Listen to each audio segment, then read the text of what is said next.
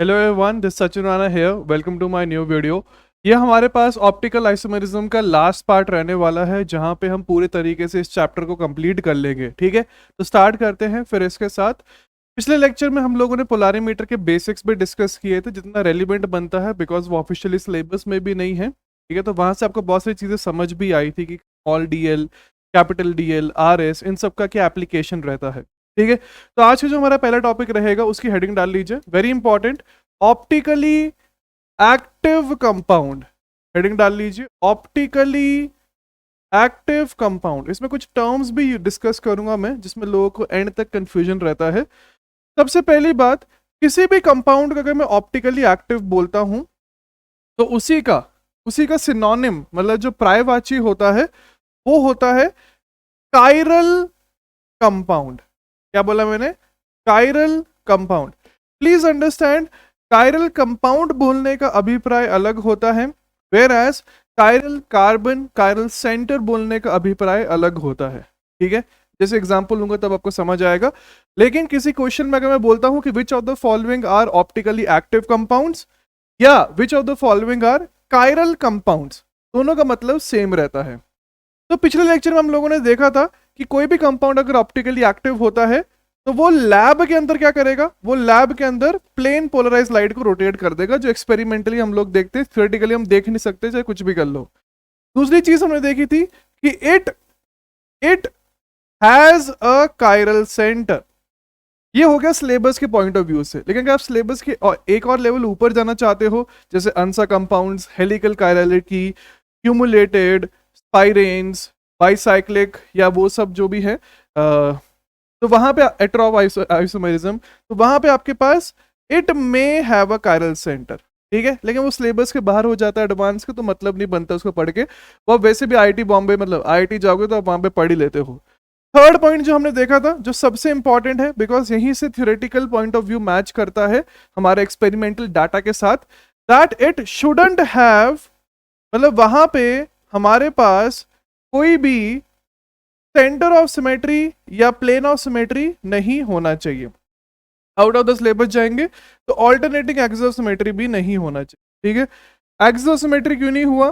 Because जैसे जब आपको पढ़ाया गया था तभी बताया भी गया था कि एक्सिस ऑफ सिमेट्री तो हर मॉलिक्यूल में होती है, इसलिए वो एक डिटरमिनेंटल फैक्टर नहीं बन के आता है। ठीक है, फोर्थ पॉइंट लिखिए, इट इज अ रिजॉल्वेबल कंपाउंड।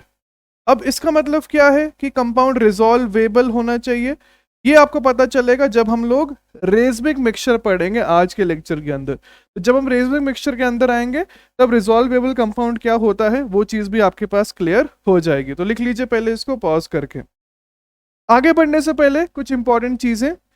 अब ऑप्टिकली एक्टिव के अंदर भी दो प्रकार के कंपाउंड्स हमारे पास होते हैं, ये भी चीज इग्नोर की जाती है जो भयंकर इंपॉर्टेंट है। ठीक है, सबसे पहला हमारे पास होता है एसिमेट्रिक कंपाउंड एंड दूसरा होता है डाइसिमेट्रिक कंपाउंड। ठीक है, अगर आपने नहीं पढ़ा है, मतलब आपको नहीं पढ़ाया गया है ये कुछ भी ऐसा, जैसे ये दोनों आपको सेम लगते होंगे कि भाई एसिमेट्री डाइसिमेट्री दोनों सेम होते हैं, एक्चुअल में दोनों सेम नहीं होते हैं।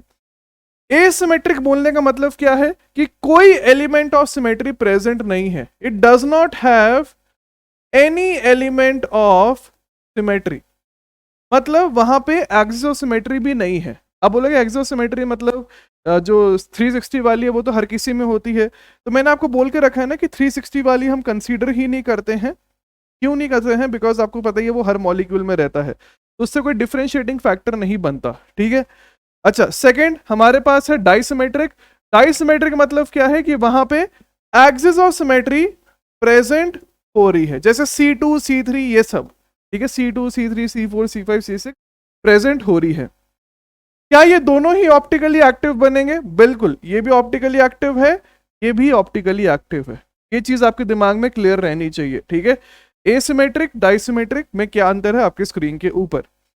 अच्छा, उसके बाद हेडिंग डाल लीजिए, हेडिंग डाल लीजिए जो हमारा नेक्स्ट टॉपिक है इसी के अंदर। सिंस ऑप्टिकली एक्टिव की डेफिनेशन बताई, तो अब आपको बताना पड़ेगा कि ऑप्टिकली इनएक्टिव कंपाउंड क्या होता है, तो वो लिख लीजिए, ऑप्टिकली इनएक्टिव कंपाउंड। इसको हम लोग ए कायरल कंपाउंड भी बोलते हैं। क्या बोलते हैं मेरे भाई? ए कायरल कंपाउंड, कायरल कंपाउंड, ए कायरल कंपाउंड। ठीक है, तो डेफिनेशन मतलब इसमें पॉइंट्स कैसे आप लिख सकते हो? It does not rotate the plane polarise light, तो बताया था ना, लाइट जैसे गई वैसे ही वापस आई, मतलब कोई इंटरैक्शन नहीं हुआ ऑप्टिक्स के साथ, इसलिए वो ऑप्टिकली इनएक्टिव बन के आ जाएगा। सेकेंड पॉइंट लिखिए इसके अंदर, it does not have a chiral centre, स्टेबस के हिसाब से वहां पे कायरल सेंटर प्रेजेंट नहीं है, अगर एक सिंगल कायरल सेंटर की मैं बात कर रहा हूं, समझ आ रहा है। लेकिन सिलेबस में दो कायरल सेंटर्स भी हैं, तो जब मैं दो कायरल सेंटर लूं, एक छोटू सा एग्जांपल बताऊं साइड में, देखना तब आपको चीजें और क्लियर होंगी। जैसे फॉर एग्जांपल मैंने ये मॉलिक्यूल लिया है CH3HCl, अभी हम एग्जांपल्स पे आएंगे, अभी बस मैं दिखाना चाह रहा हूं, देखिए ध्यान से। तो ये कायरल सेंटर है, ये कायरल सेंटर है, लेकिन बीच में क्या हो गया? प्लेन ऑफ सिमेट्री आ गया ना, इसलिए ये ऑप्टिकली इनएक्टिव बन के आ जाएगा। आ रहा है समझ में क्या बोलना चाह रहा हूं?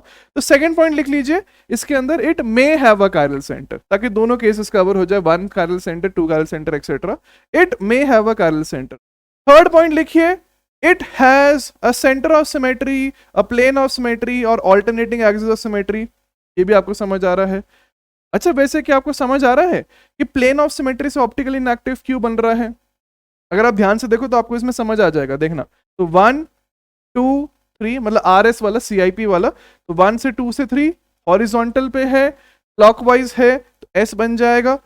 नीचे वाले में करिए 1 2 3, 1 से 2 से 3 हॉरिजॉन्टल में है, एंटी क्लॉकवाइज है, R बन जाएगा। देखो, तो ऊपर क्लॉकवाइज, नीचे एंटी क्लॉकवाइज, बिल्कुल एग्जैक्ट सेम कार्बन्स हैं। तो अगर मैं बोलता हूं, अगर ये प्लस थीटा से रोटेट कर रहा है, क्या आपको समझ आ रहा है ये कितने से कर रहा होगा? तो ये माइनस थीटा से कर रहा होगा, मतलब दोनों एक दूसरे के ऑपोजिट में कर रहे होंगे, तो प्लस थीटा माइनस थीटा शून्य हो गया। बस इसी को हम लोग प्रोफेशनल लैंग्वेज में बोल देते हैं इंटरनल कॉम्पनसेशन। अब आपको समझ आ रहा है मीजो कंपाउंड्स आपको अलग से क्यों पढ़ाया गया है? बिकॉज यही इंपॉर्टेंस है मीजो कंपाउंड की। मीजो कंपाउंड्स में इंटरनल कॉम्पनसेशन हो जाता है, प्लस थीटा माइनस थीटा सोचने का तरीका है, वरना एक्चुअली तो लैब में ही आपको समझ आएगा कि जीरो बनेगा, इसलिए वो हमारे पास ऑप्टिकली इनएक्टिव हो जाता है। अच्छा, फोर्थ पॉइंट क्या बनेगा इसके अंदर? ये रिजॉल्वेबल था, ऑप्टिकली एक्टिव, इनएक्टिव वाला नॉन रिजॉल्वेबल बन के आ जाएगा। अभी मैं आपको रेजमिंग मिक्सचर जब पढ़ाऊंगा तब आपको बताऊंगा। ठीक है, क्लियर है ना?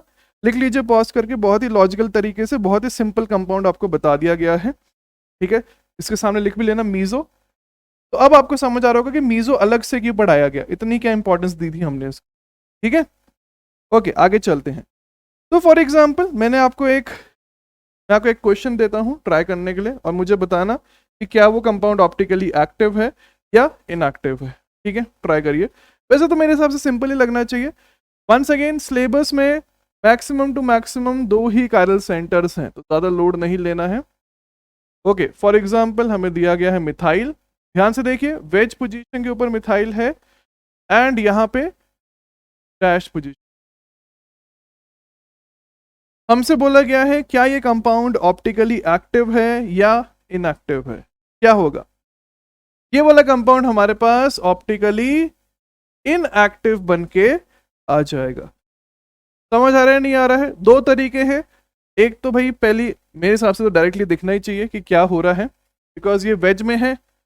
तो अगर मैं इस वेज को ऊपर बनाना चाहता था तो ये मिथाइल डैश पे बनता ना ऊपर की तरफ, या दूसरा तरीका क्या है, RS से कर सकते हो। ठीक है, तो इसका RS ढूंढ लीजिए, सिमिलरली इसका RS ढूंढ लीजिए, दोनों आपको ऐसा दिखने वाला है, यही दिखेगा आपको एक्चुअली। तो ये हमारे पास एक मीजो कंपाउंड है। अच्छा, तीसरा तरीका कैसे देख सकते हो? फॉर एग्जाम्पल आप वैसे भी देख सकते हो, क्या बोलते हैं, सेंटर ऑफ सिमेट्री से भी, तो वो भी एक तरीका है देखने का। तो तीनों तरीके से मैंने आपको एक ही क्वेश्चन में दिखा दिया। अच्छा, नंबर बी ट्राई करना है इसको, नंबर बी को। फॉर एग्जाम्पल आपको दिया गया है oxygen, C double bond O, C double bond O, and ये साथ में यहाँ पे दिया गया है क्लोरीन, यहाँ पे दिया गया है ध्यान से देखिए, हमसे बोला गया है क्या कंपाउंड नंबर बी हमारे पास ऑप्टिकली एक्टिव है या इनएक्टिव है। ठीक है, अच्छा एक और चीज, जो ऑप्टिकली इनएक्टिव होगा उसको हम ऑप्टिकली इनएक्टिव तो बोलते ही हैं, साथ में आप ये भी बोल सकते हो कि ये कंपाउंड एक कायरल कंपाउंड है। प्लीज अंडरस्टैंड, एक कायरल कंपाउंड बोलना या कायरल कंपाउंड बोलना has no relationship with a chiral centre. जैसे अगर आप ध्यान से देखो यहाँ पे, तो मेरे भाई आपको दो कायरल सेंटर्स दिखाई दे रहे हैं, देखिए ध्यान से, that has no relationship with number of chiral centres etcetera. अच्छा नंबर बी में देखिए ध्यान से, ये वाला मॉलिक्यूल हमारे पास ऑप्टिकली इनएक्टिव हो जाएगा। अगर ये सोचा है तो गलत सोचा है, ये एक्चुअली हमारे पास ऑप्टिकली एक्टिव है। कैसे? पहली बात, दो कायरल सेंटर्स हैं, लोगों को लगता है कि यहाँ पे प्लेन ऑफ सिमेट्री है तो वो देख लेते हैं। फॉर एग्जाम्पल बोला ये प्लेन ऑफ सिमेट्री, ये कैसा हॉन्टेड मिरर है आपके घर पे जहां पे सी डबल बॉन्ड ओ का मिरर इमेज ऑक्सीजन आ रहा है, गलत है ना? तो यहाँ पे आपके पास ये मिरर इमेज नहीं है, तो प्लेन ऑफ सिमेट्री प्रेजेंट नहीं है। दो कायरल सेंटर्स हैं, इस कंपाउंड को मैं ऑप्टिकली एक्टिव कंपाउंड भी बोल सकता हूं या कायरल कंपाउंड भी बोल सकता हूं। ठीक है, chiral compound with two chiral centres. तो chirality, a chirality has no role with the chiral centres. Please इसको अपने दिमाग में क्लियर कर लीजिए। ठीक है, इसके बहुत क्वेश्चंस हमने ऑलरेडी करके रखे हैं मीजो के टाइम पे। ठीक है, तो वहां पे ये चीज ऑलरेडी कवर्ड है। अब हम नेक्स्ट टॉपिक के ऊपर बढ़ना चाहते हैं, लिख लीजिए पहले पॉज करके इस पेज को, हेडिंग डाल लीजिए इनैंशियोमर्स। हेडिंग डाल लीजिए भाई साहब इनैंशियोमर्स। इनैंशियोमर्स, वैसे मैं आपको बताऊं तो इनडायरेक्टली मैंने आपको इनैंशियोमर्स बता ही दिया था क्या होते हैं, लेकिन अब हम उसको डिटेल में डिस्कस करना चाहेंगे कि क्या होगा। ठीक है, तो इनैंशियोमर्स, अच्छा सबसे पहली बात, इनैंशियोमर्स क्या होते हैं, एक्सपेरिमेंटली क्या होते हैं वो समझते हैं, फिर थ्योरेटिकल के ऊपर भी चीज़ों के ऊपर वापस आते हैं। ठीक है, तो अगर मैं एक्सपेरिमेंटली बात करूं तो कुछ भी नहीं है, पहले डेफिनेशन लिख लीजिए फिर इधर ही लॉजिक बता देता हूं। नंबर वन लिखिए, they rotate the plane polarised light, they rotate the plane polarised light, plane polarised light in opposite directions, मतलब plus theta minus theta, in opposite directions. आज हम पी वाई क्यूज भी करेंगे advance के, वो करके भी खुश हो जाना, पहले कर लेते हैं। In opposite directions but with equal magnitude, but with equal magnitude, they rotate the plane polarised light in opposite directions but with equal magnitude. ये हो गया एक्सपेरिमेंटल। अब वंस अगेन आपको समझ आ रहा है, आप प्लेन पोलराइज्ड लाइट तो थ्योरेटिकली कर भी नहीं सकते हो, तो एग्जामिनेशन के पॉइंट ऑफ व्यू से ज्यादा इंपॉर्टेंट बनता भी नहीं है ये। ठीक है, बिकॉज आप लैब का एक्सपेरिमेंट नहीं कर सकते ना, लेकिन इसको समझना भी इंपॉर्टेंट है। तो जो हमने कल चीज देखी थी ना कि हमने एक सैंपल लिया, ठीक है, वो जो सैंपल है वो लाइट को राइट हैंड साइड भी रोटेट कर सकता है, आ रहा है याद या नहीं आ रहा है, एंड वो लेफ्ट हैंड साइड भी रोटेट कर सकता है। बल्कि कल हमने जो लास्ट एग्जांपल भी किया था D L plus D minus वाला, वही, ठीक है, एक इसी का भाई लिया मैंने, इसी सैंपल का, तो वो आपके पास इस प्रकार से भी कर सकता है। आ रहा है समझ या नहीं आ रहा है? बस इन्हीं को हम इनैंशियोमर्स बोल देते हैं। ठीक है, तो ये हो गया इनैंशियोमेरिक पेयर, हमेशा पेयर में आएगा, ये तो समझ आ रहा है ना? तभी तो आप देख सकते हो कि ये प्लस थीटा है तो दूसरा माइनस थीटा होगा। अकेले कंपाउंड को तो मैं इनैंशियोमर बोल नहीं सकता हूं, बिकॉज इनैंशियोमेरिक पेयर बनेगा तभी प्लस थीटा माइनस थीटा आपके पास आ जाएगा। ये क्लियर है ना सभी को? तो लिख लीजिए पहले इसको, ये आपके पास इनैंशियोमेरिक पेयर बन के आ जाएगी। अब ऑब्वियस सी बात है, ये तो हो गया थोड़ा सा एक्सपेरिमेंटल पॉइंट ऑफ व्यू से। अगर हम थ्योरेटिकल पॉइंट ऑफ व्यू से देखना चाहें तो फिर हम लोग कैसे देखेंगे? ठीक है, लॉजिकली समझो यार, लॉजिकली। फॉर एग्जाम्पल मैं आपसे ऐसे ही पूछता हूं, अभी लिखना मत इसको, मैं ऐसे पूछ रहा हूं, एक कंपाउंड है जिसमें 3 कायरल सेंटर है, लेट मी से आर आर एस, तो इसका इनैंशियोमर की कॉन्फ़िगरेशन क्या होनी चाहिए?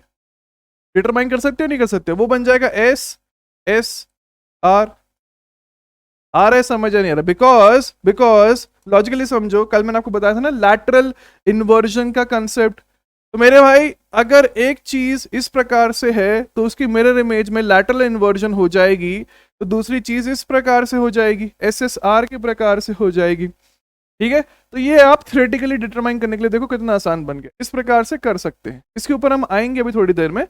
उसके बाद सेकंड पॉइंट ऐड करिए नोट्स के अंदर, सेकंड पॉइंट लिखिए जो हर जगह बताया भी जाता है, लिखिए इसके अंदर, enantiomers are non superimposable mirror image. कुछ भी नहीं है, ये बहुत सिंपल चीज होती है। एक ये मतलब फैंसी कर दिया जाता है सिंपल चीज, बताता हूं कैसे, पहले लिख लो। These are non superimposable mirror images onto each other, onto each other. अच्छा, पहली बात, non super imposable mirror image का मतलब क्या होता है? जो सबसे कॉमन एग्जांपल आपके हाथों का ही दिया जाता है। एक हाथ अपने सामने रखिए ऐसे, दूसरा हाथ देखिए, क्या दोनों एक दूसरे के मिरर इमेज है या नहीं, पहले वो डिटरमाइन करो। बिल्कुल, अगर मैं बीच में मिरर लगाता हूं तो लेफ्ट हैंड साइड का जो मिरर इमेज बनना चाहिए वो राइट हैंड साइड वाला हाथ बनना चाहिए, इतना तो क्लियर है। अब मैंने दोनों इमेजेस को लिया एंड एक दूसरे के ऊपर प्रोजेक्ट किया, एक दूसरे के ऊपर रखा, क्या वो सुपर इम्पोज करेंगी? नहीं करेंगी। आप देख सकते हो सुपर इम्पोज नहीं कर रही हैं, तो बस उनको हम non superimposable mirror image बोल देते हैं। अब इसको हम ऑर्गेनिक केमिस्ट्री के पॉइंट ऑफ व्यू से समझते हैं कि नॉन सुपर इम्पोजेबल बोलने का मतलब क्या है। बिल्कुल ध्यान से देखना। तो फॉर एग्जाम्पल ध्यान से देखिए, मैंने एक मॉलिक्यूल लिया जहां पे चारों ग्रुप्स डिफरेंट है। लिखना मत, इसको पहले समझ लो बिकॉज इसमें लोगों को एंड तक कंफ्यूजन रहता है। H यहां पे आपको दिया है क्लोरीन एंड ब्रोमीन, ठीक है। RS से नहीं देख रहे अभी हम, पर आपको समझ आ रहा है कि अगर ये R है तो मिरर इमेज S हो जाएगा एंड वाइस वर्सा। उसके ऊपर अभी हम आए नहीं है। अगर मैं इसका मिरर इमेज लेता हूं, लीजिए मिरर इमेज, तो क्या बन जाएगा? CH3 bromine. मिरर इमेज में आई होप सभी को लेने आता होगा। क्या ये दोनों एक दूसरे के मिरर इमेज हैं? बिल्कुल सही बात है। क्या ये मेरे भाई सुपर इम्पोजेबल है? नहीं। फिर जब आप सुपर इम्पोज करने जाओगे तब आपको दिखेगा कि ब्रोमीन हाइड्रोजन के ऊपर आ रहा है, क्लोरीन क्लोरीन के ऊपर, ब्रोमीन हाइड्रोजन के ऊपर, एक्सेट्रा। तो सुपर इम्पोजेबल नहीं है। इन्हीं प्रकार की मिरर इमेज को हम बोलते हैं non superimposable mirror image, non superimposable mirror image. बहुत ही ज्यादा क्लियर होना चाहिए, सिंपल है। वरना लॉजिकली कॉमन सेंस से अगर आप देखो तो RS से भी कर सकते हो, तो 1 2 3, बल्कि मैं तो RS ही प्रेफर करता हूं। आपको दिख रहा है क्यों प्रेफर करता हूं? 1 2 3। अभी हम क्वेश्चंस पे आएंगे, बहुत सारे क्वेश्चंस करेंगे, इसमें मजा आएगा आपको। तो दिख जाएगा आपको, ये है R, ये है S। कॉमन सेंस है, यही तो करता ना मिरर, लैटरल इन्वर्जन कर। अच्छा, अब फॉर एग्जाम्पल मैंने एक मॉलिक्यूल लिया, ये तो हो गया जहां पे चारों ग्रुप डिफरेंट है। अब सेकंड केस क्या हो सकता है? जहां पे दो ग्रुप हमने सेम ले लिए। तो बिल्कुल ध्यान से देखना, फॉर एग्जाम्पल हमने ये सिचुएशन ली, ये सिचुएशन, अगर मैं इसका मिरर इमेज लेता हूं, पहले चार ग्रुप डिफरेंट, फिर दो ग्रुप सेम, फिर तीन ग्रुप सेम, फिर चार ग्रुप सेम, तो आपको क्या दिखाई देगा? तो हमें दिखाई देगा ये बनना चाहिए। अच्छा, क्या यहां पे वेज डैश बोलने का कोई सिग्निफिकेंस रहेगा? नहीं ना। क्यों? बिकॉज दो ग्रुप सेम हो गए ना। क्या आप यहां पे RS कर सकते हो या नहीं कर सकते हो? नहीं कर सकते हैं, बिकॉज दो ग्रुप सेम हो गए। तो प्रायोरिटी कैसे दोगे? अब समझ आ रहा है कार्नल सेंटर का इंपॉर्टेंस क्यों है? बिकॉज अब वहां पे RS नॉमेनक्लेचर ही नहीं कर पाओगे ना। तो जब आप RS नॉमेनक्लेचर ही नहीं कर पाओगे तो एनांशियोमेरिक पेयर, डायरेक्ट पेयर्स आप बना ही नहीं पाओगे। वरना कॉमन सेंस आपको अभी दिखा देगा। देखो, तो इसकी मिरर इमेज ये है, ये तो समझ आ रहा है। क्या ये सुपर इम्पोजिबल है? बिल्कुल। देखो, हाइड्रोजन के ऊपर हाइड्रोजन, क्लोरीन के ऊपर क्लोरीन, हाइड्रोजन के ऊपर हाइड्रोजन, मिथाइल के ऊपर मिथाइल, तो ये हो जाएगा super impossible, super imposable mirror image. क्या हो जाएगा? Super imposable mirror image. A and B, तो बी वाला फर्जी हो गया, बी वाला फर्जी हो गया। लिख लीजिए पहले इसको पॉज करके एक बार। अब देखो, मैं एक और केस यहां पे लेता हूं जहां पे हमने लिया, क्या लिया? ध्यान से देखना कि तीन ग्रुप सेम हो गए। अभी तक हमने दो ग्रुप सेम लिए, अब हम लोग 3 ग्रुप सेम ले लेते हैं, जैसे ये। तो अगर मैं इसका मिरर इमेज लेता हूं तो सोच के बताओ, क्या वो सुपर इम्पोजेबल आएगा या नॉन सुपर इम्पोजेबल आएगा? ये भी मेरे भाई सुपर इम्पोजेबल आ जाएगा। देखो ना, हाइड्रोजन हाइड्रोजन सब मैच कर रहा है, सुपर इम्पोजेबल है। तो ये भी सुपर इम्पोजेबल मिरर इमेज आ गया। ये भी फर्जी केस हो गया, फर्जी केस हो गया। अब आखिरी केस क्या बचता है कि चारों के चारों हमारे पास सेम ग्रुप्स हो जाएं। तो फॉर एग्जांपल अब मैंने क्या कर दिया, चारों के चारों हाइड्रोजन ले लिए, लीजिए चारों के चारों हाइड्रोजन। अब समझ आया या नहीं आया कायरल सेंटर का इतना इंपॉर्टेंस क्यों दिया जाता है?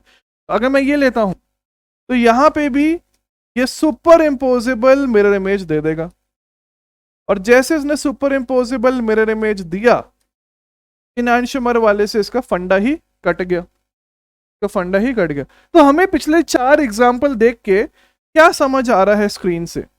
हमें यह समझ आ रहा है कि मेरे भाई, अगर हमें non superimposable mirror image चाहिए तो कायरल सेंटर का होना मस्ट है। तो कायरल सेंटर का होना मस्ट है, बिकॉज अगर कायरल सेंटर नहीं हुआ तो हमेशा सुपर इम्पोजिशन हो जा रही है। अब समझ आ रहा है इंपॉर्टेंस कायरल सेंटर होने का? ठीक है, लिख लीजिए पहले पॉज करके, लिख लीजिए पहले पॉज करके।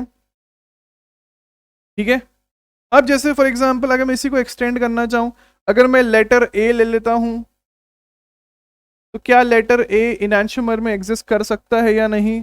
ट्राई करते हैं, देखिए इसकी मिरर इमेज लोगे तो आपके पास यही बन के आ जाएगा।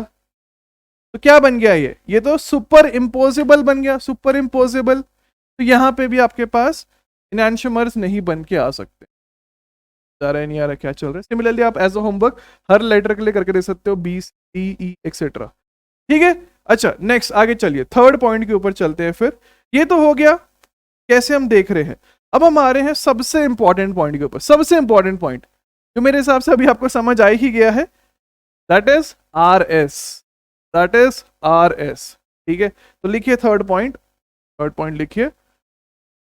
अगर मैं बोलता हूं कि कोई भी दो चीजें एक दूसरे के इनैंशियोमर हैं, तो वहां पे हमें क्या दिखेगा? वहां पे हमें 100% डिफरेंस दिखेगा। पहले लिखवा देता हूं, लिखिए देयर इज 100% डिफरेंस। लिखिए there is 100% difference, there is 100% difference in the RS configuration, in the RS configuration for the enantiomer, for the enantiomers, for the enantiomer।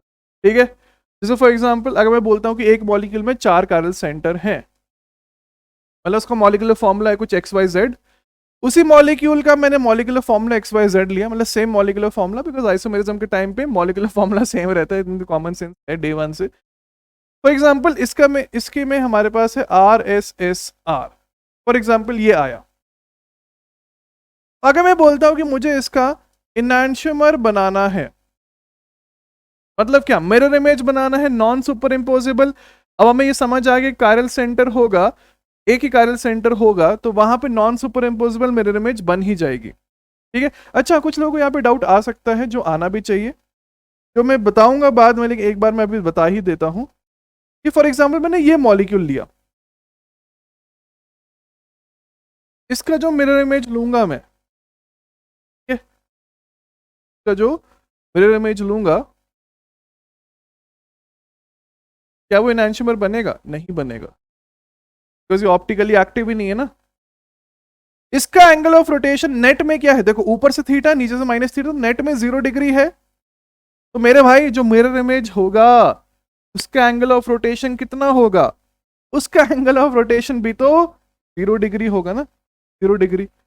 तो 0 डिग्री का मिरर इमेज लेने का मतलब ही नहीं बनता है, समझ आ रहा है? इसलिए हमें इनैंशियोमर्स ऑप्टिकली एक्टिव कंपाउंड्स में ही देखने होते हैं, बिकॉज जैसे मैंने आपको दिखाया, अभी हम और भी क्वेश्चंस करेंगे जहां पे मैं आपको फंसाऊंगा भी इसके अंदर, इसको मेसो ट्रैप भी बोला जाता है। ठीक है, जहां पे आपको लगता है कि इसका मिरर इमेज डिफरेंट कंपाउंड दे रहा है, बट वो एक्चुअली सेम कंपाउंड ही दे रहा है, बिकॉज ये भी 0 वो भी 0, दोनों 0 0 हैं। ठीक है, जैसे आप स्कूबी डू में देखा था ना आपने, ठीक है, जैसे मास्क निकालते हैं तो ह्यूमन बीइंग ही निकलता है अंदर से, वही वाली बात है, बस ये छुपा हुआ है। क्या 0 डिग्री ही है ये एक्चुअली।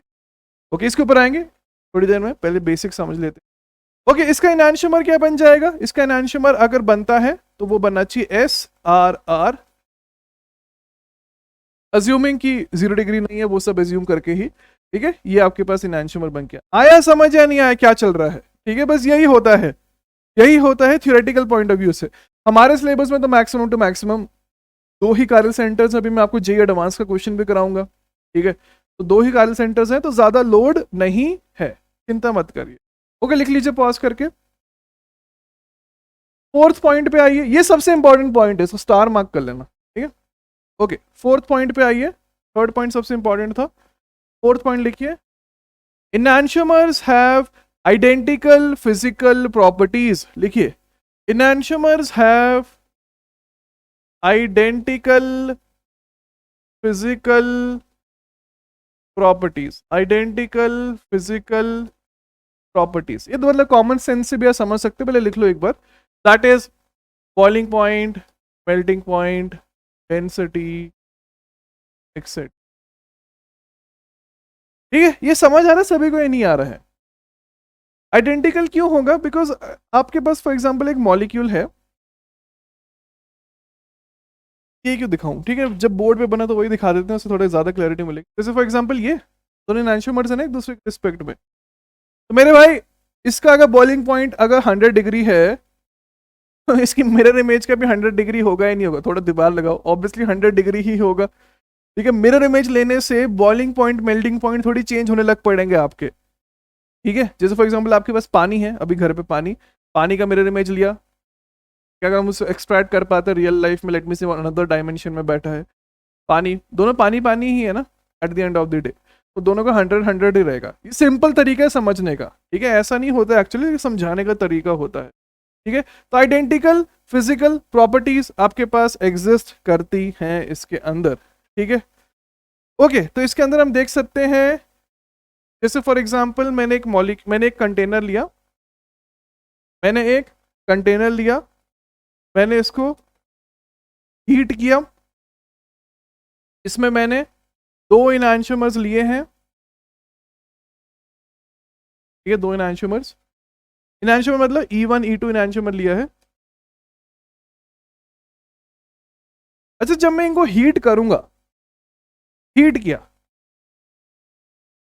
तो मेरे पास ऊपर क्या कलेक्ट होगा? मतलब ऊपर मतलब मेरे, जैसे फॉर एग्जांपल पानी को हम बॉईल करते हैं ना, तो ऊपर हमने लगा दिया ये ऐसे, तो जैसे तो कलेक्ट करने के लिए प्लेट या कुछ भी लगा दिया, ऊपर मेरे पास कौन कौन से मॉलिक्यूल्स आएंगे?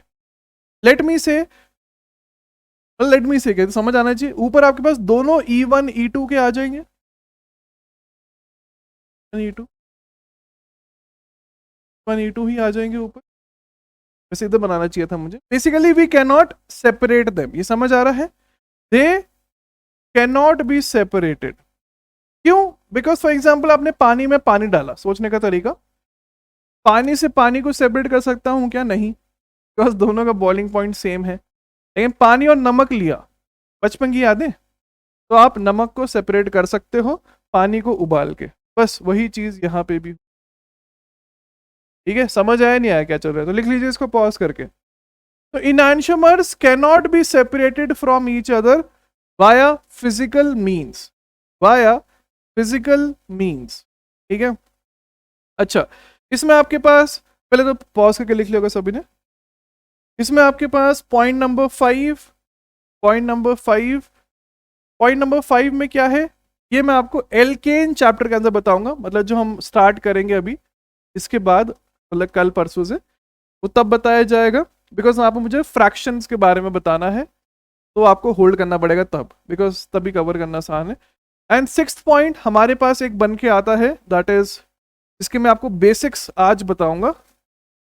आपको स्पेस नहीं छोड़ना है, ये बस लिख लेना बेसिक्स है, वो मैं आज ही आपको बताऊंगा आज के लेक्चर के अंदर, जहां पे हम इनैंशियोमर्स को भी सेपरेट कर सकते हैं, मतलब हाउ टू सेपरेट आपको सिखाऊंगा, हाउ टू, मतलब ऑब्वियसली डाउट आना भी चाहिए ना यार। ठीक है, कि अगर मैं उसको सेपरेट ही नहीं कर पा रहा हूँ ऐसे, तो फिर रियल लाइफ में हमें दो इनैनिमर्स दिखते कैसे हैं अलग अलग। ठीक है, तो वो चीज़ भी मैं आपको बताऊंगा, लेकिन वहां पे आपको समझना पड़ेगा कि वो लेक्चर के एंड में आएगा। ठीक है, बिकॉज तब तक बिल्डअप हो गया होगा। तो दोनों का जो बॉइलिंग पॉइंट है समझ आ रहा है ना, अगर एक का 100 है तो दूसरे का भी 100 है, मतलब दोनों का मैं 100 टीटी मान रहा हूं। अच्छा, अब आते हैं एक इंटरेस्टिंग चीज के ऊपर, तो समझ के मुझे बताना। फॉर एग्जाम्पल मैंने एक 3 कार्बन सेंटर वाला मॉलिक्यूल ले लिया। वैसे सिलेबस में मैक्सिमम टू मैक्सिमम 2 ही है, लेकिन मैं 3 का एग्जाम्पल लेना चाह रहा हूं। इसमें मैंने 3 केसेस लिए। लेट मी से मैंने आपको एक इनैनिमर बना के दिया, that is R R R. एक और मैंने मॉलिक्यूल बना के दिया जो हमारे पास था एस एस एस। एक और बना के दिया जो था R R R. And for example आपने बना दिया आर एस आर, या मतलब जो भी और केसेस पॉसिबल है, एक्सेट्रा एक्सेट्रा। तो मैंने बोला determine the relationship between this and this. तो ये दोनों क्या हो जाएंगे दूसरे के रिस्पेक्ट में, इनैनिमरिक पेयर बन जाएंगे, इनैनिमर्स बन जाएंगे टू बी वेरी एग्जैक्ट। आ रहा है समझ या नहीं आ रहा? बिकॉज 100% डिफरेंट है तो मिरर इमेज है, वही तो हम पढ़ रहे थे इधर से 100% डिफरेंट। अच्छा, फॉर एग्जाम्पल ये आर आर आर है और ये भी आर आर आर है, तो ये क्या हो जाएगा? ये हो जाएगा आइडेंटिकल। समझ आ रहा है ना सभी? आइडेंटिकल। अब बोलोगे यार दोनों दिखने में सेम होंगे तो हम तो वैसे देख लेंगे। हर बार सेम आना जरूरी थोड़ी है। याद करिए जब वेज डैश आपको पढ़ाया था, फिशर पढ़ाया था, शिफ्टिंग के द्वारा हम डिफरेंट बना सकते हैं ना। जैसे फॉर एग्जांपल मैं एक छोटा सा एग्जांपल अगर साइड में दिखा दूं, कोई भूल गया हो तो, क्लोरीन क्लोरीन ब्रोमीन आयोडीन, एक मॉलिक्यूल ये है, दूसरा मॉलिक्यूल आयोडीन ब्रोमीन, दोनों डिफरेंट, दोनों दिखने में अलग। लेकिन अगर मैं ध्यान से देखूं तो बनेगा 1 2 3, 1 से 2 से 3 वर्टिकल क्लॉकवाइज आर। सिमिलरली ये बनेगा आर, देख सकते हो 1 2 3। हॉरिजॉन्टल क्लॉकवाइज होता है एस, ये एंटी क्लॉकवाइज है तो आर। तो दोनों सेम हो गए ना, लेकिन दिखने में डिफरेंट है बिकॉज बस हमने इवन शिफ्ट्स किए हैं। इवन शिफ्ट से सेम मॉलिक्यूल आता है, बस वही वाली बात है। तो ये आइडेंटिकल हो जाएगा, मतलब 100% सेम हो गया मैथमेटिकली। अब लॉजिकली समझो, एक ही मैथमेटिकल केस और पॉसिबल है, मतलब जैसे आर एस आर या आर आर एस या एस आर आर, वो सब ठीक है, उन सभी को मैं इधर मान रहा हूं बच्चे कुचे केसेस, मैं लिख देता हूं बच्चे कुचे। तो लॉजिकली एक चीज समझो, वो बच्चे कुचे केसेस क्या हो जाएंगे? ना ही वो 100% सेम है, ना ही वो 100% डिफरेंट है। समझ आ रहा है नहीं आ रहा? ना ही 100% सेम, ना ही 100% डिफरेंट। तो मेरे भाई ये बन के आ जाते हैं डायास्टीरियोमर्स। क्या बन जाते हैं? डायास्टीरियोमर्स। आया समझ या नहीं आया? तो 100% सेम भी नहीं है, 100% डिफरेंट भी नहीं है, तो उन्हीं को हम लोग बोल देते हैं डायास्टीरियोमर्स। आया समझ या नहीं आया? बस यही है, ठीक है, यही जिंदगी इतनी आसान है। ठीक है, तो 100% सेम आइडेंटिकल, 100% डिफरेंट इनैनिमर्स, जो भी बच्चे कुचे हैं ना ही 100% सेम बीच वाले, वो हमारे पास बन के आ जाएंगे डायास्टीरियोमर्स। लिख लीजिए भाई पॉज करके, लिख लीजिए भाई पॉज करके। अब ऑब्वियसली हेडिंग डलवाते हैं, डायास्टीरियोमर्स की डेफिनेशन लिखवाते हैं। लिखिए, हेडिंग डालिए डायास्टीरियोमर्स। जैसे इनैनिमर्स की हेडिंग डाली थी वैसे डायास्टीरियोमर्स, डायास्टीरियोमर्स, डायास्टीरियोमर्स, डायास्टीरियोमर्स। तो लिखिए इसके अंदर डेफिनेशन। सबसे पहले डेफिनेशन वहां पे क्या लिखवाई थी आपको, आ जाते हैं, हाँ, rotate the plane polarise. Okay, लिखिए, तो अब लिखवा देते हैं आपको। लिखिए पहले number 1 definition, number 1, these aren't mirror images of each other। समझ आ रहा है ना कैसे? ऑब्वियसली इसका मिरर इमेज ये तो होगा नहीं, ठीक है, तो लिख लीजिए these aren't mirror images of each other, these aren't mirror images of each other। अच्छा, ना ही मिरर इमेज है एक दूसरे के, एंड ना ही आइडेंटिकल हैं, बस वही जो पिछले पेज में बताया। लिख लीजिए these aren't mirror images of each other and neither are identical। तो नीदर नॉर करके लिखवाना चाहिए था, ठीक है, अब जैसे लिख लो नीदर आर आइडेंटिकल। तो ना ही मिरर इमेजेस हैं एक दूसरे के, ना ही ये आइडेंटिकल हैं, एज सिंपल एज दैट, ठीक है, एज सिंपल एज दैट। आगे समझ या नहीं आया? ठीक है, एग्जाम्पल्स के ऊपर हम आएंगे। सेकेंड पॉइंट लिखिए इसके अंदर, second point these have different physical properties, these have different physical properties। अब यहां पे different physical properties, understand this, these have different physical properties। अच्छा, different physical properties बोलने का मतलब क्या है? मतलब boiling point, melting point, density, ये सब के सब अलग हैं। तो क्या इनको मैं फिजिकल तरीके से सेपरेट कर सकता हूं? बिल्कुल, ठीक है। तो these have different physical properties. इसके अंदर आप लिख सकते हो geometrical isomers are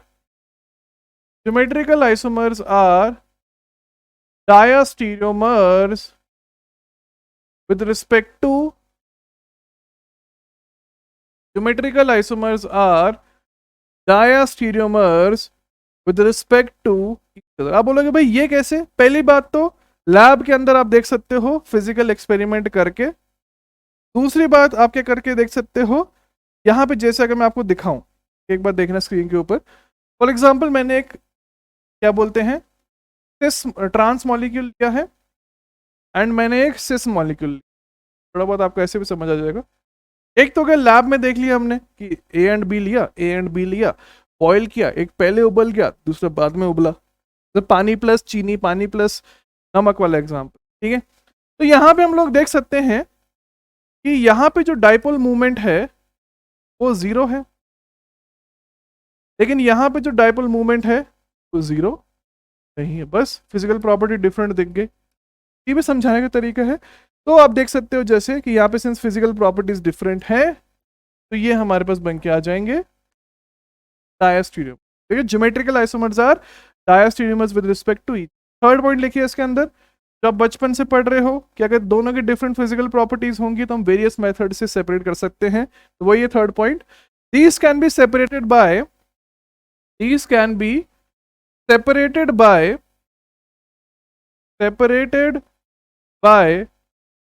fractional distillation and fractional crystallization।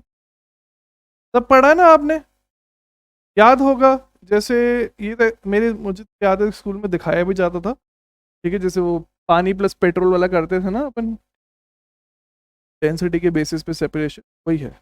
Okay, तो these can be separated by fractional distillation, crystallisation, etcetera etcetera etcetera etcetera. तो क्लियर होगा सभी को, कोई भी दिक्कत नहीं होनी चाहिए, ठीक है। लिख लीजिए पॉज करके। अब ऑब्वियसली हम लोग क्वेश्चंस पे आएंगे, क्वेश्चंस करते हैं। कोई क्वेश्चन करवाया क्या मैंने आपको आज? अच्छा, 2 क्वेश्चन करवाए थे। आइए तो नंबर सी लिखिए, फिर नंबर सी ट्राई करिए, नंबर सी ध्यान से। क्वेश्चन क्या है?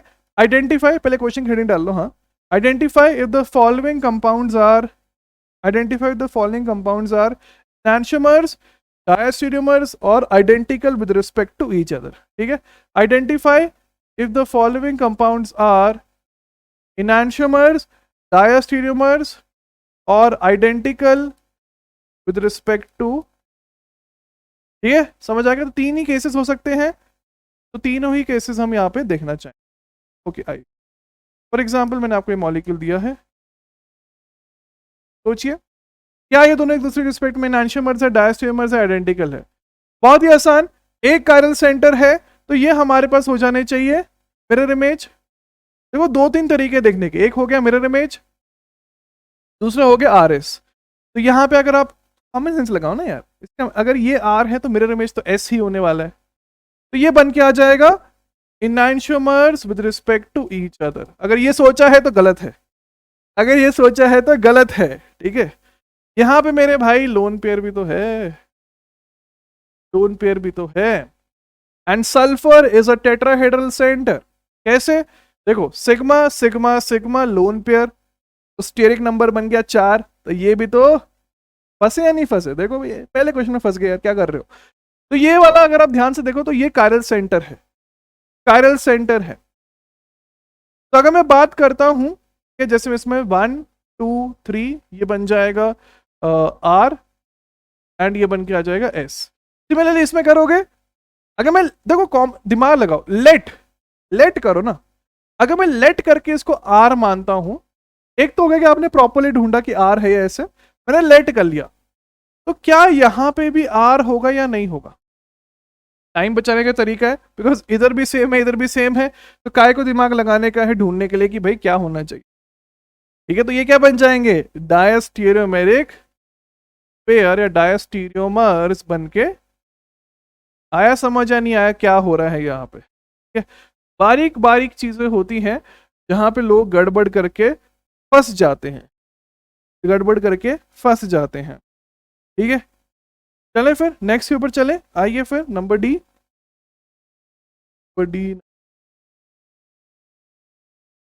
ठीक है, क्वेश्चन सेम ही है, क्वेश्चन सेम है, आइडेंटिकल है, इनांशियोमर्स है, डायस्टीरियोमर्स है, डिटरमाइन करिए। ओके, तो फॉर एग्जांपल हमें दिया गया है ये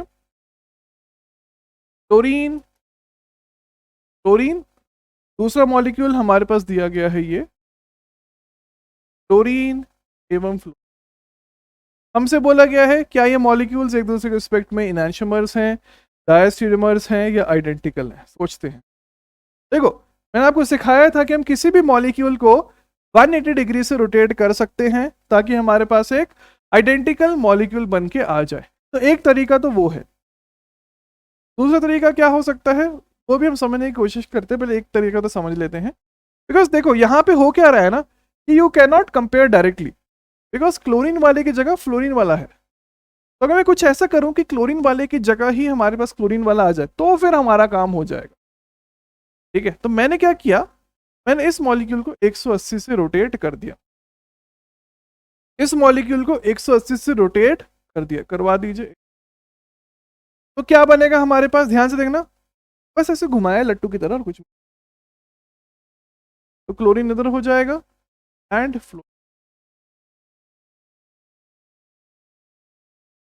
अरे समझ नहीं आ रहा है। अब देखो अब क्या किया इसके बाद, देखो सोचो, अब देखो यहाँ पे जो कुछ बंदे होंगे, बच्चे होंगे, तो समझ आ रहा होगा कि भाई मैं RS से कर सकता हूँ। बिल्कुल कर सकते हो, कोई दिक्कत नहीं है। ठीक है, उससे भी सही आंसर आएगा, लेकिन मैं एक और तरीका सिखाना चाह रहा हूँ बिकॉज कल आपको होमवर्क दिया था ये वाला तरीका मैंने। अगर मैं इस मॉलिक्यूल को भी 180 से रोटेट करूं ऐसे, समझ आ रहा है, मतलब जैसे चपाती को रोल करते हैं वैसे, चपाती को ऐसे, चपाती को ऐसे। अभी तक हमने कैसे किया, ऐसे लट्टू की तरह, ऐसे एक ही प्लेन में। अब मैं ये कर रहा हूं, मैं चपाती की तरह कर रहा हूं, ऐसे ऐसे करके रोटेट। ठीक है, तो अगर मैं ऐसे करके रोटेट करता हूं, करिए, तो क्या बनेगा, देखना ध्यान से, क्लोरीन ऐसा हो जाएगा। याद है जो इतने सारे मैंने आपको साइक्लोहेक्सेन वाले होमवर्क दिए थे उनमें भी तो सेम चीज हो रही थी। तो ये वाला आप देख सकते हो दोनों एग्जैक्टली सेम है, इसलिए ये बन के आ जाएंगे आइडेंटिकल। क्या आपको यही तरीका यूज करना है? बिल्कुल नहीं, आपको RS से करना है, आप RS से कर सकते हो, लेकिन मैंने ये क्यों बताया, ताकि ये चीज भी आपके दिमाग में क्लियर हो जाए कि कैसे इस चीज का एप्लीकेशन होता है रोटेशन का। आगे समझो कितना इंटरेस्टिंग क्वेश्चन है। लिख लीजिए भाई पॉज करके, लिख लीजिए भाई पॉज करके। आगे चलते हैं, नेक्स्ट नंबर E के ऊपर आइए, नंबर E ध्यान से। फॉर एग्जाम्पल हमारे पास एक साइक्लोपेंटेन दिया गया है, यहाँ पे मिथाइल है वेज के ऊपर, यहाँ पे मिथाइल है डैश के ऊपर, यहाँ पे मिथाइल है डैश के ऊपर, यहाँ पे मिथाइल है। तो आपको MSc से भी होमवर्क मिल जाएगा आज। ओके, इसको ट्राई करिए। क्या ये दोनों एक दूसरे के रिस्पेक्ट में इनैंशियोमर्स हैं, डायस्टीरियोमर्स हैं या आइडेंटिटी? नंबर F भी लिख देते हैं, क्लोरीन, क्लोरीन, साइक्लोहेक्सेन, क्लोरीन। अच्छा, नंबर E को अगर मैं डिस्कस करूं तो इतना तो समझ आना चाहिए कि मिरर इमेज कुछ भी नहीं है। ठीक है, दो कायरल सेंटर है, कोई plane of symmetry, centre of symmetry नहीं है, तो यहाँ पे ऑप्टिकल एक्टिविटी पॉसिबल है। अगर मैं इस मॉलिक्यूल को देखना चाहूँ, इस मॉलिक्यूल को देखना चाहूँ, क्या आपको समझ आ रहा है? देखो, एक तरीका है कि आप प्रॉपरली RS ढूंढ लो, एक तरीका है एज्यूम कर लो। तो अगर मैं इसको लेट करता हूँ R, इसको लेट किया R, आपको समझ आ रहा है, ये बनेगा S, ये बनेगा S लेट करने के टाइम पे, बिकॉज एक शिफ्ट से बन रहा है ना। कैसे बन रहा है देखो, जब हाइड्रोजन एवं मिथाइल में एक शिफ्ट हो रहा है, एंड एक शिफ्ट से क्या होता है, इन्वर्जन होता है। तो बस ये आर आर है, ये एस एस है, तो ये बन के आ जाएंगे enantiomers with respect to each other, या इनैंशियोमेरिक पेयर। आ गया समझ, या नहीं आया क्या चल रहा है। अच्छा नंबर एफ को ट्राई करिए। नंबर एफ, नंबर एफ क्या बन जाएंगे, वेरी क्लियरली हमें दिखाई दे रहा है कि इनैंशियोमर्स बन के आ जाएगा। अगर ये सोचा है तो गलत है। क्यों? बिकॉज मैंने आपको 2 मिनट पहले ही बताया कि जब आपके पास रोटेशन ही पॉसिबल नहीं है, फिर इनैंशियोमर की बात कहां से होगी।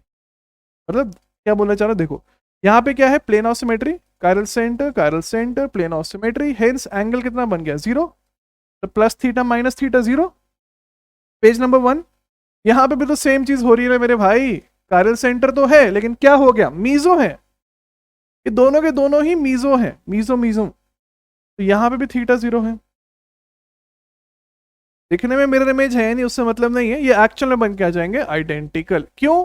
बिकॉज दोनों का ही एंगल ऑफ रोटेशन मेरे भाई 0 डिग्री है। कितना है, 0 डिग्री है, कितना है, 0 डिग्री है। आगे समझ या नहीं है क्या चल रहा है। नेक्स्ट लिख लीजिए पहले पॉज करके, नंबर जी।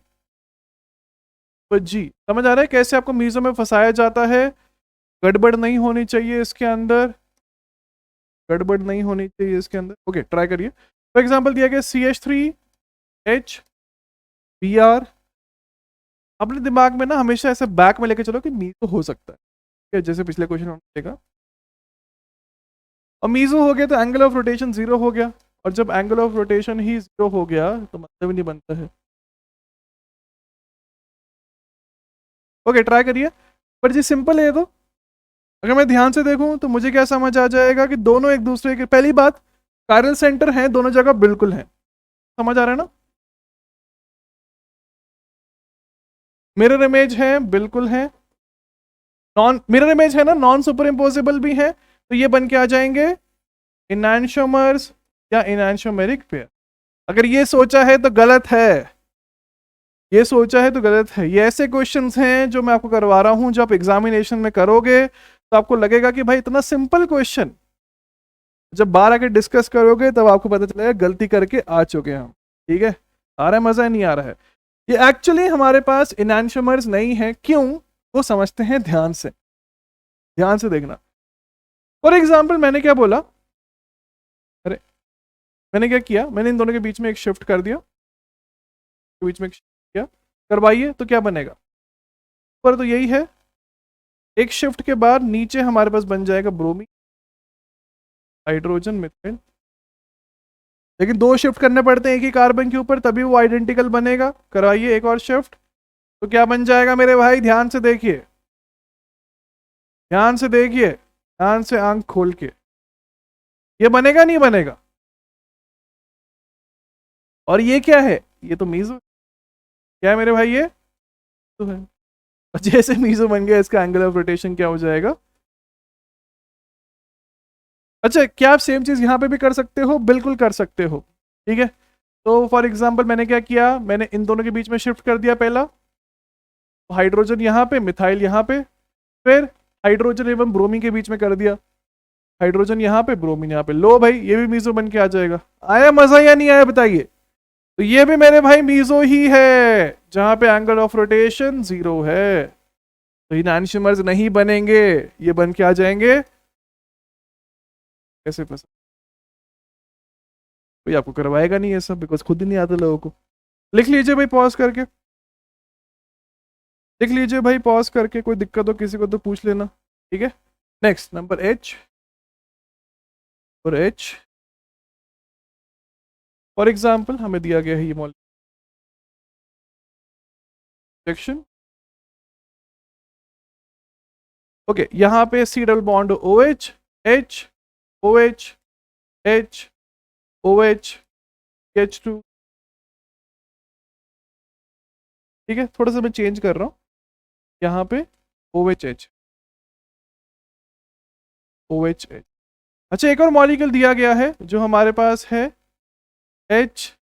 ओ एच, ओ एच, एच, इन दोनों के बीच में क्या रिलेशनशिप है? सिंपल, देख लो एक बार पॉज करके पहले। सिंपल है ना, क्या हो जाएंगे? आइडेंटिकल हो जाएंगे या नहीं हो जाएंगे?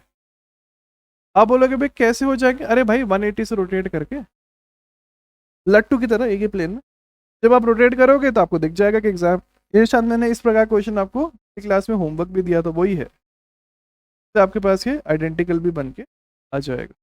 ठीक है, समझ आया नहीं आया? नेक्स्ट नंबर आई पे आइए। और आई, स्मॉल डी, स्मॉल डी बोला है, compound A and small L compound A. Interpret करिए क्या बोलना चाह रहा हूं मैंने दो कंपाउंड्स दिए हैं जहां पे एक स्मॉल डी है एंड एक ये है, ठीक है। नेक्स्ट नंबर जे,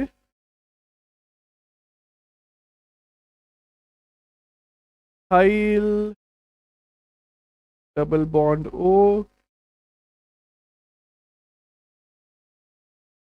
वेज लेना, वेज। ओके, ऊपर वाले के बारे में डिस्कशन करूं फिर।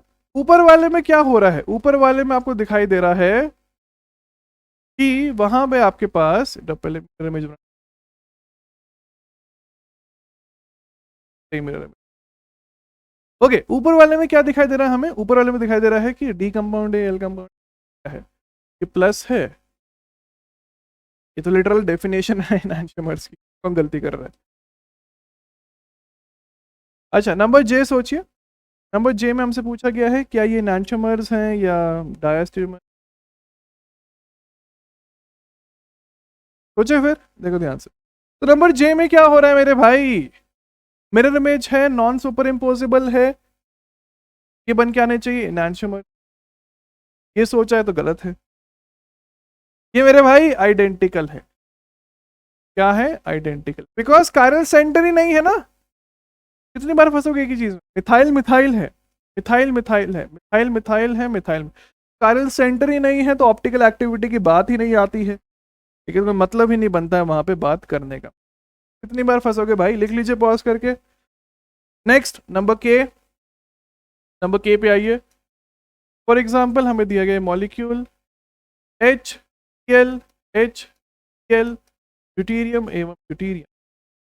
एक और मॉलिक्यूल हमें दिया गया है जो है एल एच, एल एच। हमसे बोला गया है कि नंबर के में इन दोनों कंपाउंड्स के बीच में क्या रिलेशनशिप, एक बार, एक बार देखिए फिर, दोनों एक दूसरे के स्पीड में डायस्टेरियोमर्स बन जाएंगे। सभी को समझ आ रहा है ना क्यों? बिकॉज ये तो आपकी बात सही है कि यहाँ पे एंगल ऑफ रोटेशन 0 है, ये वाला मीजो नहीं है ना, नॉट अ मीजो राइट, यहाँ पे कुछ एंगल ऑफ रोटेशन है। दोनों के बीच में हम रिलेशनशिप अब देख सकते हैं, बिकॉज जीरो का आइडेंटिकल जीरो होता है, जीरो का आइडेंटिकल थीटा नहीं होता, ठीक है। तो यहाँ पे कुछ एंगल ऑफ रोटेशन है, यहाँ पे नहीं है। दूसरा तरीका क्या है देखने का? तो कॉमन सेंस के द्वारा भी देख सकते हो कि अगर मैं इसको लेट कर लूँ, आर, आर सोचने के लिए लेट, तो ये लेट में क्या बन जाएगा? मिरर इमेज है इस मॉलिक्यूल का, ये वाला बन जाएगा एस एंड ये वाला सेम है तो बन जाएगा आर। बस, ना ही 100% सेम, ना ही 100% डिफरेंट, इसलिए बन के आ जाएंगे डायस्टेरियोमर्स। तो वैसे भी आप लोग देख सकते हो, कोई दिक्कत वाली बात नहीं है, ठीक है। ओके, नेक्स्ट ट्राई करना। Wedge dash, wedge and dash, एक मॉलिक्यूल है डैश, वेज डैश,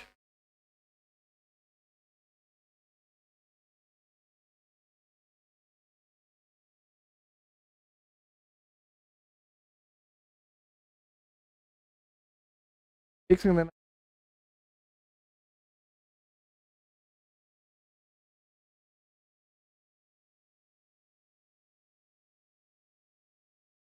वाला भी वेज है, ठीक है। दोनों एक दूसरे के रिस्पेक्ट में डायस्टेरियोमर्स तो हो जाएंगे, वो सही बात है, लेकिन वो फंसाना था ही नहीं आपको मुझे। मेरे भाई ये कायरल सेंटर्स नहीं है, these are not chiral centres. कितनी बार बताऊंगा मैं, यहाँ पे कुछ भी हो रहा हो फर्क ही नहीं पड़ता है। क्यों? बिकॉज मिथाइल है ना। फर्क सिर्फ यहां से पड़ रहा है, सिर्फ यहां से। आ रहा है समझ या नहीं आ रहा कैसे क्या हो रहा है? तो वहां पे जो वेरिएशन होगा उसी के हिसाब से हमारे पास ये कंपाउंड की चीजें बन के आ जाएंगी। ठीक है, आई होप चीजें क्लियर हो रही हो क्या हो रहा है। वंस अगेन सिलेबस में मैक्सिमम टू मैक्सिमम 2 ही कायरल सेंटर्स हैं, ज़्यादा लोड नहीं। ठीक है, आइए फिर जेई एडवांस का क्वेश्चन करवाते हैं आपको। नंबर एम क्वेश्चन, ये क्वेश्चन भी हमारे नोट से है, मैंने वीडियो भी बनाई है इसके ऊपर। क्वेश्चन नंबर एम है ये आज का, एम जेईई एडवांस 2020 पेपर 1 का ये क्वेश्चन। ट्राई करना एक बार, ट्राई करिए इसको एक बार। अब देखो, अगर आप वैसे टीचरों से पढ़ के आए हो जहां पे इधर से देखिए उधर से देखिए, फिर आपके क्वेश्चन गलत हो जाएगा। हम वैसे पढ़ाते ही नहीं है। अब हमारे 2016 से लेक्चर्स देख लो यार, हम वैसे पढ़ाते ही नहीं है, आरएस से ही पढ़ाते हैं। ठीक है, पॉज करके अब मैच करना आंसर क्या आ रहा है। The correct answer is option number C. Correct answer is option number, अगर मेरे भाई सी निकाला है वेरी गुड। सबसे टफेस्ट जेई एडवांस का पेपर 2020 वाला आपने सही कर लिया। ठीक है, मैं बता देता हूँ कैसे। वही यार घिसी पिटी बात है आर एस से। तो यहाँ पे आप करोगे तो ये आर कॉन्फ़िगरेशन है, ये वाला भी आर कॉन, लेट नहीं है, ये प्रॉपरली आर आर बनेगा 1 2 3 करके। इससे बहुत डिफिकल्ट क्वेश्चन नोट्स में हो चुके हैं। ठीक है, अब सेम चीज आपको हर वेज डैश के लिए करना है, लेकिन स्मार्टली भी करना है। ठीक है, ऐसा नहीं कि हर किसी से लग रहे हो। जैसे यहाँ पे अगर आप करोगे तो ये बनेगा आर, मैं लिख देता हूँ एक बार सभी की कॉन्फ़िगरेशन, आर आर, ये बनेगा एस एंड आर, ये बनेगा आर एंड एस, ये बनेगा एस। ठीक है, पिछले क्लास में हमने ऐसे क्वेश्चंस कर लिए हैं, डायरेक्टली नोट्स का ही क्वेश्चन आया है ये, जब देख सकते हैं मेरी वीडियो यूट्यूब चैनल के ऊपर ही मैंने बनाई थी वो। तो बस मैच करना है 100% सेम 100% डिफरेंट करके, तो जैसे आप मैच कर लोगे आपको अपना आंसर मिल जाएगा। आया समझ या नहीं आया? ठीक है, बहुत ही ज़्यादा बहुत ही ज़्यादा बहुत ही बहुत ही बहुत ही ज़्यादा सिंपल चीज़ आपके पास ये बन के आ रही है, आ रही। अच्छा, अब मैं आगे चलना चाहता हूँ। आगे यार एक चीज़ है जो मैं आपको बताऊंगा यहाँ पे कि क्या बोलते हैं उसको, नंबर ऑफ ऑप्टिकल आइसोमर्स। लेकिन नंबर ऑफ ऑप्टिकल आइसोमर्स मैं आपको अगली क्लास में करवाना चाहता हूँ। ठीक है, एक लास्ट लेक्चर रहेगा। उससे पहले मैं यहाँ पे आपको एक जो फाइनल कन्वर्जन मेथड है वो बताऊंगा, एंड साथ में फिर रेसिक मिक्सचर के बेसिक्स आपको बताऊँ, बिकॉज वो आपको एल्डिहाइड कीटोन में जाके ज़्यादा अच्छी तरह समझ आते हैं। ठीक है, चलते फिर आगे नेक्स्ट पेज के ऊपर। तो अभी तक हम लोगों ने क्या क्या देखा है, क्या क्या कन्वर्जन ऑफ वो देखे हैं। हमें ये पता है कि वेज डैश को हम कैसे कन्वर्ट कर सकते हैं फिशर के अंदर, एंड फिशर को कैसे हम कन्वर्ट कर सकते हैं वेज डैश के अंदर, ये हम देख चुके हैं बहुत आराम से। सिमिलरली सॉ हॉर्स को कैसे कन्वर्ट करना है न्यूमैन के अंदर, एंड न्यूमैन को कैसे कन्वर्ट करना है सॉ हॉर्स के अंदर, हम ये भी देख चुके हैं। लेकिन अब हम कहां पे आएंगे, अब हम देखेंगे कि हम इन सभी को एक दूसरे में कैसे कन्वर्ट कर सकते हैं। मतलब ऐसे, आ रहा है समझ नहीं आ रहा है? तो हमने एक डायमेंशन देख लिया, दूसरा डायमेंशन देख लिया, अब हम दोनों डायमेंशंस को कंबाइन करके देखना चाह रहे हैं कि कैसे में वेज डैश को सॉ हॉर्स में, या इसी प्रकार से फिशर को सॉ हॉर्स में, एक्सेट्रा एक्सेट्रा करने के। बहुत ही सिंपल। तो यहाँ पे सबसे पहले तो लिख लीजिए, यहाँ पे सॉ हॉर्स हेडिंग लिखिए, sawhorse oblique Newman projection, sawhorse oblique Newman projection conversion into wedge dash और फिशर प्रोजेक्शन। सॉ हॉर्स और Newman projection conversion into Fischer और वेज डैश कॉन्फ़िगरेशन, फिशर और वेज डैश कॉन्फ़िगरेशन। देखो भाई बहुत simple है, मैं बिल्कुल सिंपल तरीके से आपको बताऊंगा। पहले एक बार बना लेते हैं, क्वेश्चन ही एग्जांपल ले लेते हैं, देखना ध्यान से। देखो ना, मत पहले समझ लो, देखो मत पहले समझ लो इसको, तो लोगों को कंफ्यूजन रहता है एंड तक। फॉर एग्जांपल मैंने एक मॉलिक्यूल लिया है जो हमारे पास है, C double bond OH, C double bond OH, H, H, OH,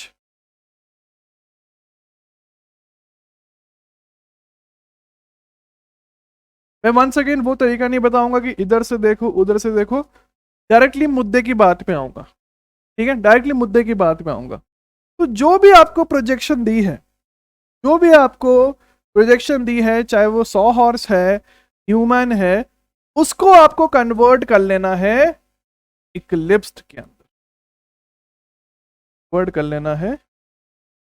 अब ऑब्वियसली डाउट आ रहा होगा क्या पार्शियल इक्लिप्स में करना है, फुल इक्लिप्स में? इक्लिप्स मतलब इक्लिप्स, तो आप इसको फुल इक्लिप्स में करो या पार्शियल इक्लिप्स में करो, दोनों सेम बनता है। वो आपको 2 मिनट में दिख भी जाएगा, बिकॉज शिफ्टिंग के द्वारा मैच कर सकते हैं, ठीक है। तो फॉर एग्जाम्पल मैंने इसको कन्वर्ट कर लिया है इक्लिप्स में। अच्छा, इक्लिप्स भी कैसा होना चाहिए? मर्सिडीज वाला इक्लिप्स, मर्सिडीज। तो मैं लॉजिक बताऊंगा, अभी तो मैं सिंप्लीफाई कर रहा हूँ बस, इसलिए ऐसे लिख रहा हूँ, मर्सिडीज वाला इक्लिप्स, ठीक है। तो मतलब मर्सिडीज वाला इक्लिप्स कैसे बनेगा? सामने वाला तो वैसे रहेगा, ऐसे का ऐसा, सामने वाला ऐसे कैसे रहेगा, एंड पीछे वाले को मैंने रोटेट कर दिया 60 डिग्री से। अब देखो ये आपकी मर्जी है, आपकी मर्जी है कि आपको पार्शियली बनाना है, फुली बनाना है। मुझे फुली दिख रहा है इसमें फुली बना रहा हूं, आपको पार्शियल बनाना है वो भी सही है, जो मैं आपको 2 मिनट में दिखा भी दूंगा क्यों। तो ये बना या नहीं बना, देखिए ध्यान से, ये बना या नहीं बना। अब अगर मैं बात करता हूं, अब अगर मैं बात करता हूं इस न्यूमैन प्रोजेक्शन का कन्वर्जन फिशर के अंदर, तो बहुत सिंपल, बहुत सिंपल है। देखिए जो फिशर प्रोजेक्शन है, that is nothing, nothing but an eclipsed configuration. Fischer projection is nothing but an eclipsed conformation. इसको मैं लिखवाऊंगा, अभी अभी लिखो मत, पहले इसको इरेज कर देता हूं, पहले समझ लेते हो क्या रहा है। मतलब जो मैंने ये बनाया, इस मॉलिक्यूल का मैं फिशर कैसे बनाऊंगा, देखिए ध्यान से देखना। एसिड एसिड बना लेते हैं, एसिड, फिर दूसरे कार्बन का एसिड, तो एक दूसरे के पास, वो एक दूसरे के पास, बस hydrogen hydrogen, okay, OH OH, लो मेरे भाई, बस ये बन गया।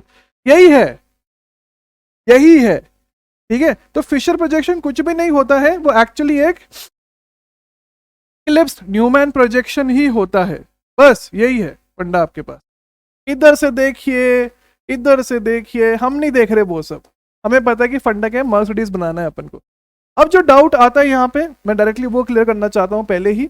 फॉर एग्जाम्पल एक और पर्सन आया, उसने बोला कि नहीं भाई मुझे तो फुली नहीं बनाना, मुझे पार्शियल बनाना है। तो फॉर एग्जाम्पल आपने कर दिया 60 डिग्री क्लॉकवाइज रोटेट कर दिया, ठीक है,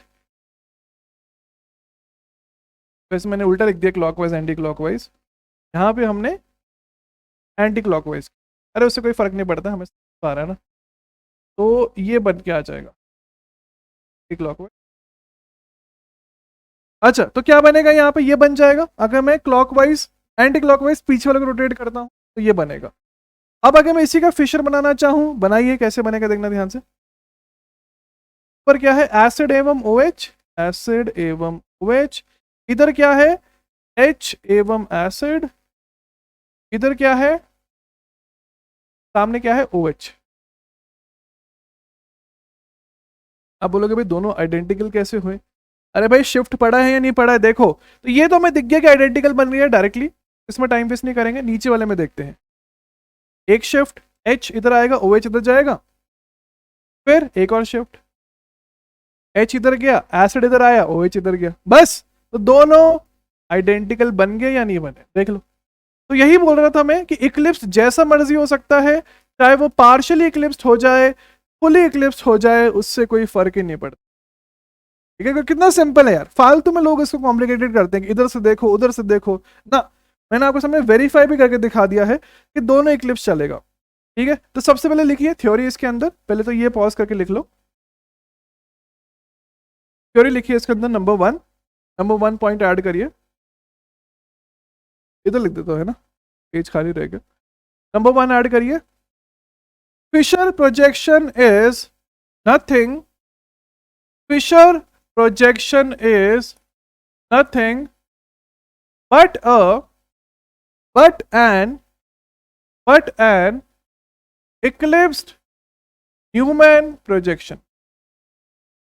Fisher projection is nothing but an eclipsed Newman projection. ठीक है, सेकेंड पॉइंट लिखिए, माई मेथड। या मेरी तबीयत खराब हो रही है वापस, ठीक है, तो मैं आज के बाद ही एंड कर दूंगा। ठीक है, अगले लेक्चर में हम लोग देख लेंगे, छोटा सा बचा कुचा पार्ट है उसको, रेशियो मिक्सचर एवं नंबर वाला जो पार्ट है। देखिए माय मेथड, देखिए इसके अंदर always draw a Mercedes like projection. Always draw a Mercedes like projection, मतलब ऐसा, सामने वाला भी पीछे वाला भी। ठीक है, कोई पढ़ाता नहीं है, समझाने का तरीका है वैसा कुछ भी नहीं है। ठीक है, थर्ड लिखिए, वही वाली बात। थर्ड मतलब मैं लिखवा नहीं रहा हूँ, आपको अपनी लैंग्वेज में लिखना है कि अगर आपके ऑप्शन के साथ मैच नहीं किया, जैसे यहाँ पे आप देख सकते हैं ना, एक ऑप्शन फॉर एग्जांपल ये हुआ, आपका ये आ रहा है लेकिन ऑप्शन में ये दिया है, तो कैसे मैच करना है, शिफ्ट के द्वारा। ठीक है, तो अगर आपका मैच नहीं कर रहा है आंसर, इसमें आपको 1000 बार बता दिया है, दो तरीके हैं, RS से कर सकते हो, दूसरा तरीका है शिफ्ट से कर सकते हो। ठीक है, इवन नंबर ऑफ शिफ्ट्स करने पड़ेंगे सेम कायरल कार्बन के। अच्छा, इसमें एक क्वेश्चन मैं आपको करवा देता हूं, ठीक है, जिसमें हम चारों को ही देख लेंगे, चार प्रकार की चीजें हैं, चारों को हम लोग देख लेंगे, तो इससे आपको यूनिवर्सली कोई भी डाउट बचा कुचा होगा सब क्लियर हो जाएगा। तो नंबर N फॉर एग्जाम्पल आपको दिया गया ये मॉलिक्यूल, या ऐसा होमवर्क कर लोगे इसको ट्राई, क्या बोलते हो, वो कर लोगे ना। OH एसिड, H Br, चलो मैं एक करके दिखा देता हूँ, बाकी तो आप कर ही लोगे। ये है, मैंने बोला कि ये प्रोजेक्शन है, इसको आप 100 हॉर्स में कन्वर्ट करो, तो 100 हॉर्स तो मैं मतलब क्या बोलूँ मैं, तो बच्चा बच्चा कर सकते हैं, कोई दिक्कत नहीं है। तो न्यूमैन हो गया, 100 हॉर्स हो गया। अब चलते हैं फिशर के ऊपर, तो मैंने इसको 60 डिग्री रोटेट कर दिया है क्लॉकवाइज में, करिए। तो अगर मैं 60 डिग्री रोटेट करता हूँ क्लॉकवाइज, कितनी सिंपल चीज़ें होती है यार, ये सिंपल होता है ऑर्गेनिक, अगर आप ढंग से सही टीचर से पढ़ो तो। मेरे ऑर्गेनिक के टीचर बोलते थे कि अगर आपको ऑर्गेनिक इंटरेस्टिंग नहीं लगता है तो वो आपकी टीचर की गलती है, वो आपकी गलती नहीं है। ओके, यहाँ पे देखिए ये बन जाएगा 60 डिग्री रोटेट करने के बाद, तो इसी को हम फिशर में बना लेंगे। बनाइए, OH HCl, देखो OH HCl मर्सिडीज, नीचे वाला मर्सिडीज क्या है, एसिड ब्रोमीन एवं मिथाइल। तो भाई, तो हमने 100 हॉर्स भी देख लिया, न्यूमैन भी देख लिया, फिशर भी देख लिया। अब फिशर को वेज डैश में कैसे करते हैं याद है या नहीं है, RS ढूंढने का है आपको और कुछ भी नहीं, तो बस इसका RS ढूंढने का है, उससे आपका आंसर आ जाएगा। ठीक है, ये तो पता ना सभी को कैसे करने का है, बस वही है, देखो इतना सिंपल है सब। तो RS में अगर मैं आपको दिखा दूं तो ये बनेगा 1 2 3, 1 से 2 से 3, हॉरिजॉन्टल है, एंटी क्लॉकवाइज है, तो R बनेगा ये। नीचे वाला क्या बन जाएगा, नीचे वाला आपके पास है ब्रोमीन, यहाँ पे क्लोरीन वाला कार्बन है, 1 2 3, 1 से 2 से 3, हॉरिजॉन्टल क्लॉकवाइज S, तो R एंड S बन रहा है। जब आप वेज डैश बनाओगे तब भी आपके पास R एंड S बन के आना चाहिए, बस यही है, यही है मेरे भाई। ठीक है, यही है, इतना ही है। लेट मी सी, कोई और क्वेश्चन मैं करवा दूं आपको, ये करो, ये करिए, नंबर O क्वेश्चन लीजिए। क्या आप इसका आंसर मुझे कमेंट्स में बताओगे, नंबर O। ये कोई एरा गैरा क्वेश्चन नहीं है, ये जेई एडवांस है, एडवांस जेईई एडवांस है, कौन से जेई एडवांस से क्वेश्चन है ये, वो बता देता हूँ। एडवांस से क्वेश्चन ऐसे ना आप ओरली सही करोगे, या 2018 का है या 15 का है, लेकिन 2000 मतलब लेटेस्ट ही है, 2015 या 2018, तो मैं ऐसे करके लिख रहा हूँ।